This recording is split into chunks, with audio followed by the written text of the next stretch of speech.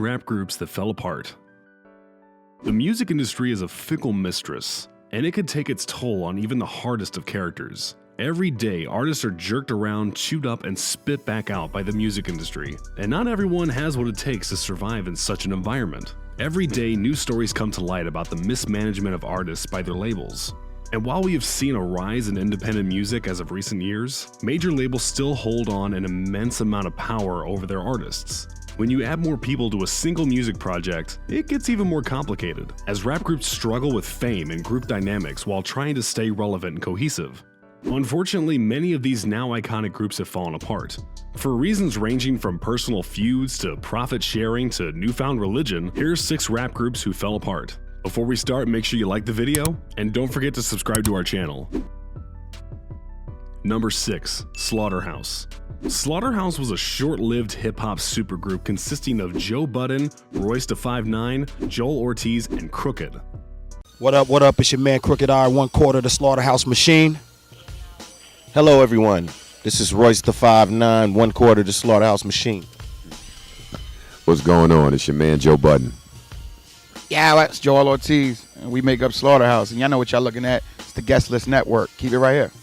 Formed in 2008, all the members of the group are bound together by controversies that they have endured in the hip-hop world, most notably Joe Budden and Royce. They independently released their self-titled debut in 2009 and scored a deal with Eminem's Shady Records a few years later in 2012. Their only release for the label, Welcome to Our House, was completed and released the same year. After poor commercial sales, the group began to stagnate, and while their next project was essentially completed, there were some creative differences in the group that led to the album being shelved indefinitely. Eventually, Crooked decided that since the group wasn't going anywhere, he would just be departing to focus on solo projects. A few days later, Royce announced that the group was officially over, and their third album, Glass House, was never released. While there now exists some animosity between Joe Budden and Eminem, Slaughterhouse disbanded with no hard feelings. Sometimes things just don't work out. Number 5. GUnit. Another Eminem affiliate, the GUnit was a commercial force in the 2000s, with rappers 50 Cent, Lloyd Banks, and Tony Yayo leading the group's success. Other artists were added and dropped to the group, including Young Buck and The Game. 50 Cent is notorious for various beefs with pretty much everyone in the world of hip-hop, and one such beef led to The Game being kicked out of the group. Young Buck was soon to follow, and by 2010 it seemed that the group was pretty much over. However, Young Buck and 50 Cent reconciled, and the GUnit rode on once more, reuniting at Summer Jam 2014 and also releasing their first record in over 6 years later that same year. However, the reunion was short-lived. Lloyd Banks and Fitty got into some beef about the way Fitty was treating Banks, and Banks subsequently left the group in 2018. While Tony Yayo and 50 Cent are still on good terms, Banks leaving effectively killed the GUnit. Maintaining relationships in the music industry is tough, and with a personality as outlandish and loudmouthed as 50 Cent in the group, it was only a matter of time before the GUnit would disband. Number 4. Clipse. One of the most celebrated rap duos of all time, Clipse dominated the charts in the 2000s, scoring hits with the likes of Pharrell and Kanye West. Consisting of brothers Pusha T and No Malice, and based out of Virginia Beach, the duo scored a viral hit with a stomp-along beat of their single, Grindin', and never looked back. Boasting a life of dealing crack and evading law, the overnight success of the group took a particular toll on No Malice. While he was touring and raking in cash as well as crazed groupies, No Malice noticed that the lifestyle was straining his relationship with his wife. Beyond that, the feds began rounding up several of Clipse's associates, including their former manager on drug trafficking charges. While Pusha and Malice were never arrested themselves, the whole ordeal made Malice realize that he needed to get away from it all. He rekindled his faith in God and officially left Clipse to become a pastor. I just told him, I was like, I'm really finished with this, man. And this is not, what I choose to do.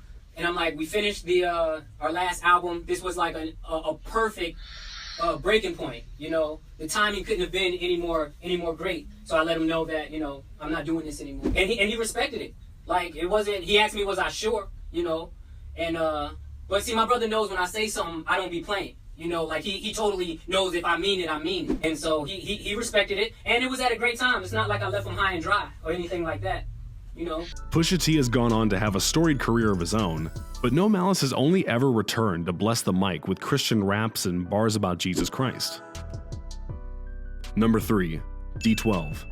The hip-hop group best known for being Eminem's posse, D12 consisted of 8 of Detroit's finest rappers, including M, Proof, Bizarre, Con Artists, and Kaniva. The group really saw success after Eminem exploded onto the scene with his solo projects. But the other members of the group were skilled in their own rights too, releasing 2 albums in the 2000s, Devil's Night and D12 World. The group was abruptly put on hold when Proof was shot and killed by a bouncer in 2006. His was the second death in the group, as Bugs had died 9 years earlier.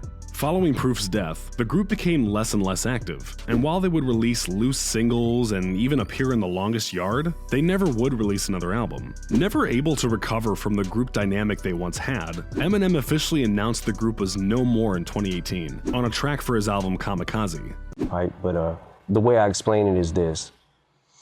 Proof was the glue that binded us all together, right? He did so much behind the scenes that I didn't even realize, and did things to keep us a group and to motivate us.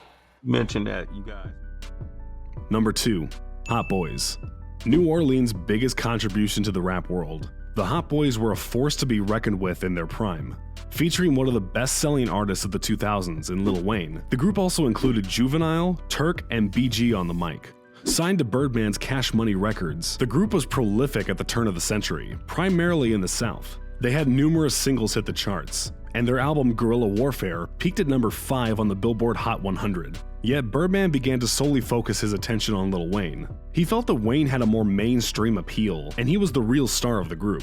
And because of that, the other members began to feel the pressure. The other 3 members, all facing financial issues, had all left the group and the Cash Money label by 2003, leaving Lil Wayne as the only member still signed to Cash Money. In hindsight, Lil Wayne probably should have left too. He spent most of his career fighting Birdman and his label, calling himself a prisoner under contract to Cash Money. Nowadays, Birdman has repaired his relationship with Turk and Juvenile, but we're unsure about his status with BG, who is currently incarcerated. Number 1, NWA.